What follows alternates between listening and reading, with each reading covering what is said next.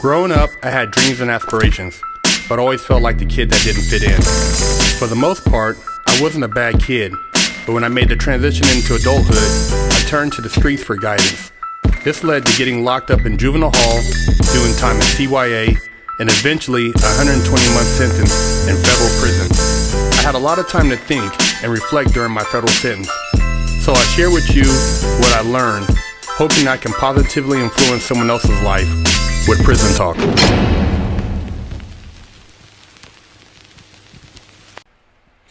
What's up, everybody? Big Herc 916, and you tune in to another edition of Prison Talk. So R. Kelly, I believe I can fly. I believe. Well, he'll be singing in prison for the next 30 years. They just sentenced R. Kelly to 30 years in his prison sex trafficking case. This is CNBC, June 29th, 2022. R. Kelly, the disgraced R&B superstar, was sentenced Wednesday to 30 years in prison, months after he was convicted on all 9 counts against him in a high-profile sex trafficking case. U.S. District Court Judge Ann Donnelly handed down the sentence in a Brooklyn courtroom after several Kelly's victims angrily addressed the convicted sex offender at the hearing. "You degraded me, humiliated me, and broke my spirit," said a woman who went by the alias Jane Doe No. 2. "I wish I would die because of how you degraded me." The victim recalled an incident when she was forced to perform oral sex on the music star after you played basketball in a car full of your friends. "Do you remember that?" she said. "You couldn't care less. I avoided your name and your songs and suffocated with fear. What you did left a permanent stain on my life." The victim stopped speaking momentarily when she saw Kelly speaking to one of his attorneys and sarcastically apologized. "I'm sorry, I don't want to interrupt your conversation. You are an abuser, shameless, disgusting," she added. "I hope you go to jail for the rest of your life. I feel sorry for you."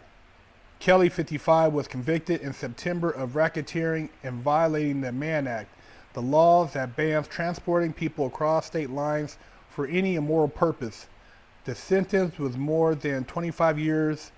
Federal prosecutors have sought in a letter to Donnelly earlier this month. In a memo and during the trial, prosecutors argued that Kelly relied on his fame, money, and popularity and network of people who surrounded him to carry out his crimes. With the aid of his inner circle and over a period of decades, the defendant preyed upon children and young women for his own sexual gratification, the memo said. He continued his crimes and avoided punishment for them for almost 30 years and must now be held account.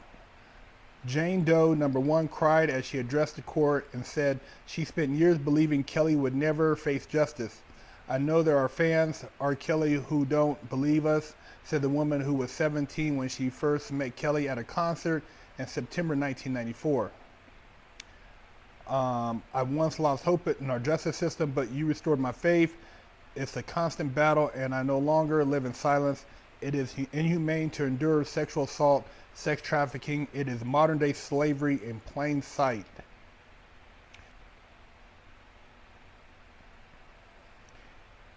Kelly's attorney argued in a separate memo that a sentence of more than 10 years would be greater than necessary. During a trial which centered on the allegations of 6 people, prosecutors said Kelly was a serial sexual predator who abused young women as well as underage girls and boys for more than 2 decades. Prosecutors alleged that he and his entourage led a criminal enterprise that recruited and groomed victims for sex, arranging for them to travel to concerts and events across the U.S.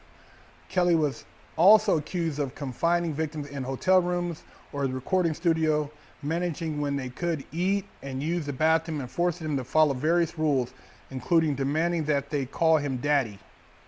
Attorneys for the singer, born Robert Sylvester Kelly, tried to portray his accusers as groupies who sought to exploit his fame and take advantage of the Me Too movement.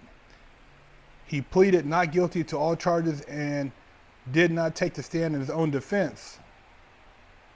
Kelly's best known for his 1996 hit, I Believe I Can Fly, was considered one of the kings of R&B in the 1990s and 2000s and was widely credited with helping to redefine the genre. But the rise of Me Too helped lead to greater scrutiny of his behavior behind the scenes.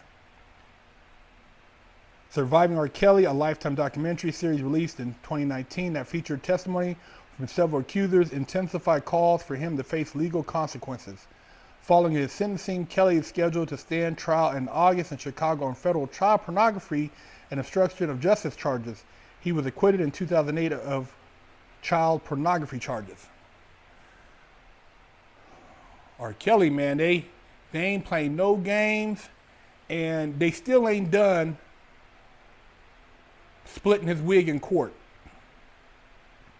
And for you guys out there who consider yourselves young pimps, young, Mac Daddies, whatever, and you guys are involved in anything with young girls, taking them from here to there and moving them across state lines, or thinking you doing some pimping, man, they're gonna have your head, man.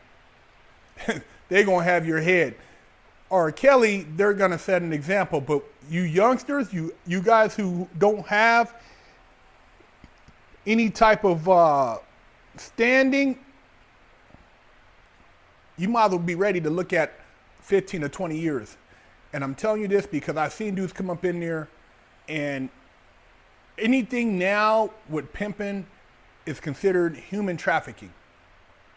If you got somebody against their will and they can say that you made them engage in sexual acts that they didn't consent to, you will get hit upside the head for human trafficking. Even if she's of age and she said that you took advantage of her and transported her from this state to that state, that's human trafficking. You guys better wake up, man. The game is serious. I know a lot of cats thinking, oh man, I'm eating off this old breezy, man. I got her doing this and that, and man, she going blah, blah, blah. Well, if her family or her parents find out and they say, hey, we know this isn't you and you've been doing it against your will, you've been manipulated, man, they are going to crack your head. They're going to say you took advantage of somebody mentally, you mentally abused them, you exploited them, and you will be sitting in prison for over a decade. So wake up call to you youngsters out there, man. Find something else to do and, man, make your living, but taking advantage of young women, thinking you're going to just pimp them out. And it goes, they got women getting prosecuted for it too now, because women are taking advantage of young girls. They just hit Ghislaine Maxwell upside the head for 20 years. So she got her head cracked too. 20 years for working with Epstein. And, there's a lot of people we all know who have escaped because of their political connections. So we see R. Kelly getting his wig split, but there's a lot of other people, a lot of powerful people on that list of Ghislaine Maxwell that have not faced justice and probably will never face justice because of who they know. So, hey man, they make examples out of a lot of these celebrities, just like they do in the rap industry. So best believe if they get an opportunity and you're on the wrong side, it's a wash, man. Be careful out there. Big Herc 916, Prison Talk. Go. Hey, what does your shirt say? Cancel culture. Why is it crossed out? Because over at Fresh Out, we ain't with that bullshit. Pick you up a shirt at freshoutseries.com.